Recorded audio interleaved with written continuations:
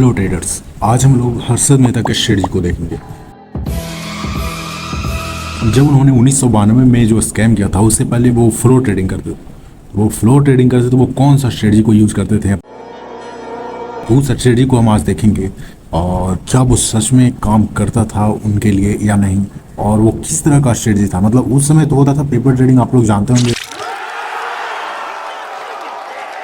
बहुत सारे ब्रोकर्स होते थे, आपस में हल्ला करते थे, अरे मैं सेल करने वाला हूँ, कोई खरीदने वाला है, मैं खरीदने वाला हूँ तो कोई सेल करने वाला है, ऐसा कुछ होता था। बहुत हल्ला ये सब, मतलब पेपर वर्क होता था ना, तो उस समय का उस तरह का ट्रेडिंग होता था। उसके बाद हम लोग अभी ऑनलाइन ट्रेडिंग करते हैं, तो आज हम लोग देखेंगे कि हर्षद मेहता कौन सा स्ट्रेटजी उस समय यूज़ करते थे ट्रेडिंग करने के लिए।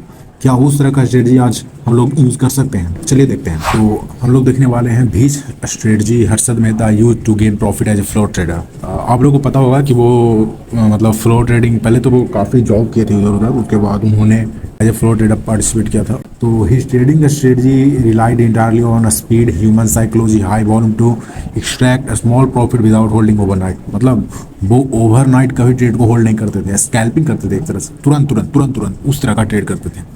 चलिए आगे बढ़ते हैं। उनका स्ट्रेटजी था ना कि वो स्प्रेड को कैप्चर करते थे। मतलब कोई एक ब्रोकर है, दूसरा ब्रोकर है, वो दोनों जो बाई सेल कर रहे हैं ना, उसके बीच में जो है ना पैसा, वो ये काटते थे, ये स्प्रेड ट्रेडिंग करते थे। जीरो ओवरनाइट रिस्क, ये तो मैंने आपको पहले बता दिया।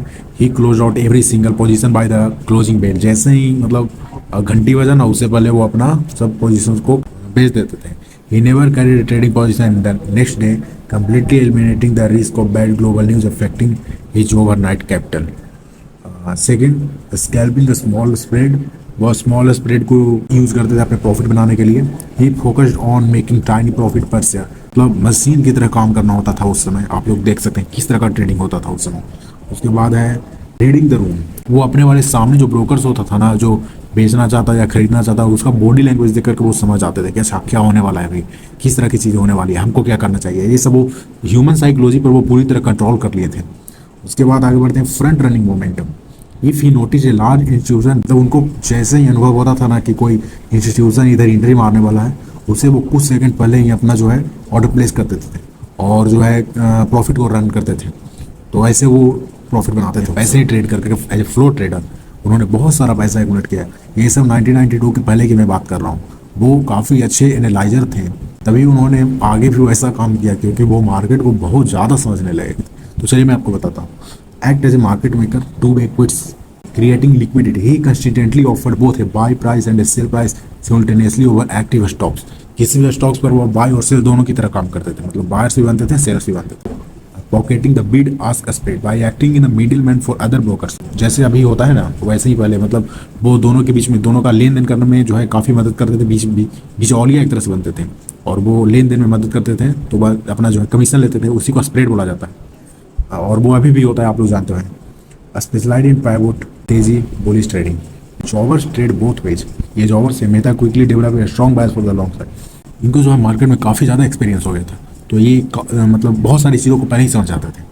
बिल्डिंग ए फॉलोअर नेटवर्क, ही used his growing personal trading volume. मतलब बाद में उन्होंने कैपिटल एक्यूमुलेट किया। आगे बढ़ते हैं। मैक्सिमाइजिंग लेवरेज वाया इनफॉर्मल, बदला फाइनेंस को यूज करते थे। कैसे? उस समय बदला एक्सचेंज का इन्होंने यूज किया था, और वो क्या था, उसमें ये होता था ना कि magnifying on this allowed him to take massive, मतलब बहुत बड़ा पोजीशन बना लेना, लेकिन आपके पास उतना पैसा नहीं होता था on the floor with only tiny fraction of actual cash margin. मतलब छोटा पैसा से बहुत बड़ा पोजीशन बना लेना। Multiplying his daily profit potential, और इससे क्या होता था, उनका जो प्रॉफिट है वो मल्टीप्लाई होता था। और वो पैसा कौन भरता था? वो पैसा दूसरा कोई भरता था। उसके बाद जब हर्षद मेहता अगर अपना प्रॉफिट बुक करते तो वो पैसा निकलता था, तो वो पैसा वापस आ जाता था। लेकिन जो आदमी पैसा भरता था ना, वो कमीशन लेता था। वो कितना ही कमीशन लेगा, हर्षद मेहता को इससे काफ़ी बड़ा प्रॉफिट होता था उस समय।